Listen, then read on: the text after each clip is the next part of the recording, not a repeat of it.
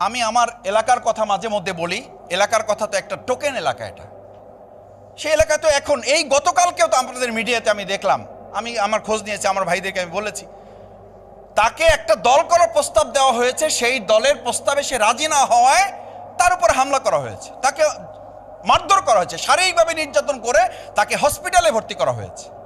কেন সে ওই দল করবে না?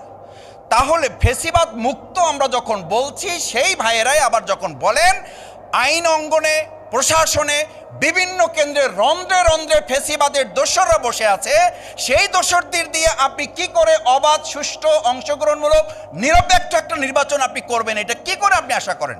যেই শিক্ষা প্রতিষ্ঠানগুলোতে এখনো ফ্যাসিস্টদেরকে, দোসরদেরকে সরিয়ে কমিটিগুলো পুনর্গঠন করা সম্ভব হয় নাই, সেই শিক্ষকদেরকে বাদ দিয়ে আপনি কি করে একটা সুষ্ঠু নির্বাচন করবেন? এই শিক্ষকরাই তো প্রিজাইডিং অফিসার এবং বিজ্ঞ কেন্দ্রে তারা দায়িত্ব পালন করবে। আমি কথা বাড়াতে চাই না, প্রধান বক্তা গুরুত্বপূর্ণ বক্তব্য রেখেছেন, প্রধান অতিথি কথা বলবেন। আমি শেষ একটা কথা বলে আমার বক্তব্যের ইতি টানতে চাই। সম্মানিত সুধী মণ্ডলী, শিক্ষকবৃন্দ,